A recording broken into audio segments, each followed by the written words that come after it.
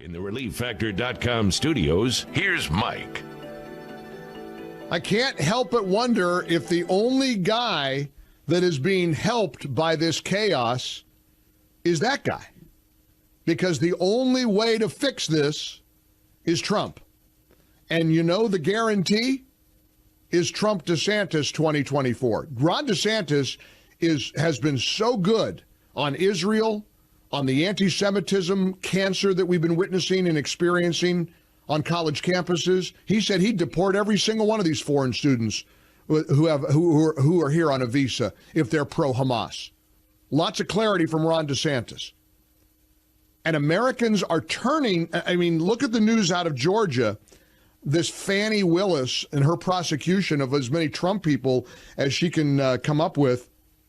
Some breaking news. Jenna Ellis, one of Trump's lawyers, has pleaded guilty to a felony count of aiding and abetting false statements and writings. Now she's going to be put on probation. She's going to have to pay a $5,000 fine. Hey, if the government comes after you, good luck trying to beat the government. And, of course, the New York Times, the Washington Post, they're trumpeting the Jenna Ellis guilty plea. One more, here, another one bites the dust. Oh, another one in Trump's interest. The only way that any of this gets solved is if Trump wins. And the perfect ticket is Trump DeSantis. What do you think the media would do with that? Here was MSNBC's Nicole Wallace yesterday talking about how dangerous. Listen to this. Now look around. There were no wars in Israel or Ukraine. We didn't have all this turmoil in the Middle East during the 4 years of the Trump administration. We had peace, and he looked out for Israel, and he protected Israel, and he aligned this country strongly with Israel. He didn't make Benjamin Netanyahu sneak in through the back door of the White House. It was a different era with Donald Trump. There were lines in the sand. There was a distinction between good and evil. There was support for police and the rule of law and the military. And all that's upended now under Joe Biden. We all know it. Nicole Wallace knows it. And yet somehow she felt motivated to say how much more dangerous the world would be today under President Donald Trump.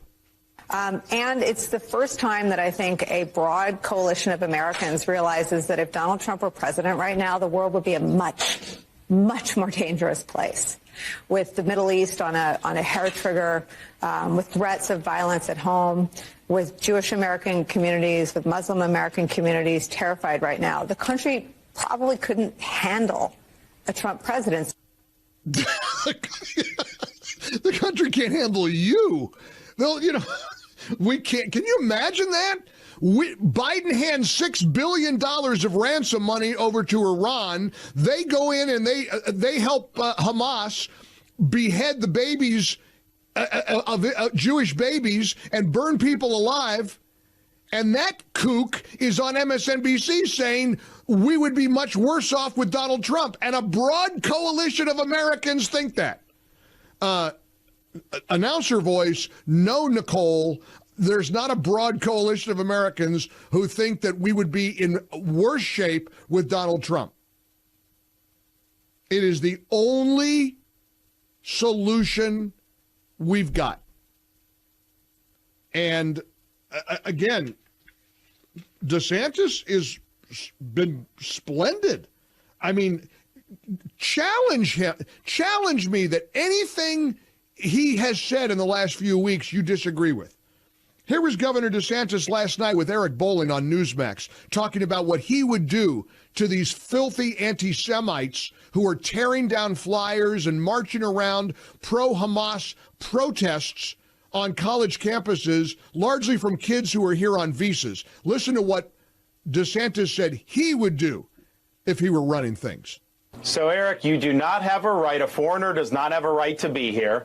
They're here at the grace of the American people. If they're on a student visa, that is absolutely revocable based on government policy. And so what I would say is, if you're a foreign national on a student visa, if you're out demonstrating in favor of Hamas and terrorist attacks against innocent people in Israel, I would yank the visa. I would send you home. We only have so many spots at these universities as it is.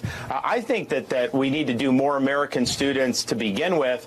Nevertheless, we have every right to do it. And if you look at what's happened in Europe, they've imported a lot of people, and now it's really changed the underlying dynamics of those societies. You have massive pro-Hamas demonstrations, massive anti-Semitism all over. I don't want that here in the United States. So, yes, we will be very forceful. We'll send people back because we just need to nip this in the bud. I've seen a lot of stuff people take to the streets, things I disagree with. That's fine. But to support openly a terrorist organization like that, I think that's a new low for a lot of these universities. I mean, once again, he's great.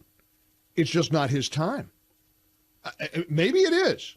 Maybe all of this is going to change the dynamic. I don't know. Maybe Republicans furious at the House and what these rhinos are doing will benefit Ron DeSantis somehow. It seems to me all this is going to do is benefit Donald Trump, and his poll numbers are going to continue to go up, and he's going to win big. But I could be wrong. There's another debate coming up, November the 8th. We'll be there. Salem News Channel, or Salem Radio Network, rather, has been designated as the radio partner of NBC, and I'll be broadcasting from Miami-Dade County. We're going to be doing pre-debate coverage, debate coverage on many stations around the country. You'll hear the debate itself, and then our post-debate coverage, and I'll be in the spin room along with the candidates and a lot of great guests. I hope you join us November the 8th for the Salem Radio Network's coverage of the next RNC debate, the Republican debate. Again, maybe this helps DeSantis. I don't know. And I have to say this. I love the text line, but sometimes a text message comes in that blows my mind. In all the years I've been doing this, I was thinking about this last night. My first talk radio gig was in 1978. I know I'm an old man. 45 years ago was my first talk radio show. In all the decades that I've done this, I never get over somebody hearing the opposite of what I actually say. I could say the sky is up, and I'd get a text message that said, why did you say the sky is down? I just heard you say the sky is down. Listen to this text message I just got from Chicago, and I quote, stop encouraging people to leave the party. Are you trying to ruin the country? You should be encouraging everyone to stay and fight, not run and hide. Don't be part of the problem. You are only helping the Republicans in name only. Now, how in the world could anybody in Chicago or anywhere in the world claim that I am encouraging people to leave the party? Never once have I encouraged people to leave the party. Now, honest to gosh, it astounds me how people can hear things that are just made up. I'm angry at the Republicans right now in the House. I'm not angry at the 200 Republicans who voted for Jim Jordan. And I certainly am not encouraging anybody to leave the party. I'm just acknowledging and receiving what people are saying. So, hey, Chicago, did you notice that it was Shirley who called me and said she's leaving the party, not me? Can I send you some Q-tips? Or maybe an appliance repair person who can fix the volume on your radio. Turn it up a little louder. Because I've never encouraged people to leave the party. The Republican Party is our only hope. And I don't want people to give up.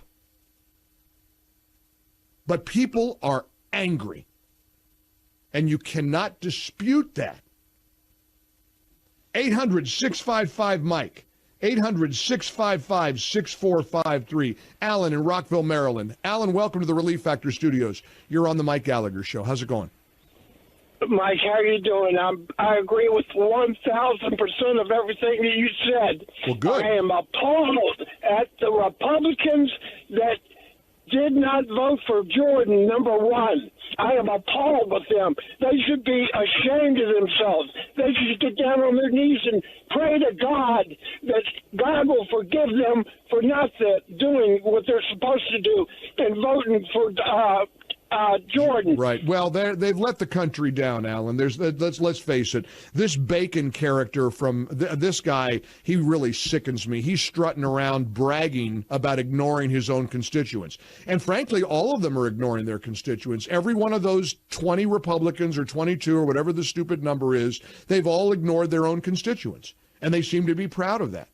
They don't even believe that they should represent their own constituency. They ignored their own constituents to try to block Donald Trump. I'm absolutely convinced of this. I'm absolutely convinced. Hey, I promised you want to hear evidence of this Emmer character who's listed as the front runner of the Speaker of the House? Wait till you hear his opposition to Donald Trump, and you'll see what I mean. This is not hard to figure out.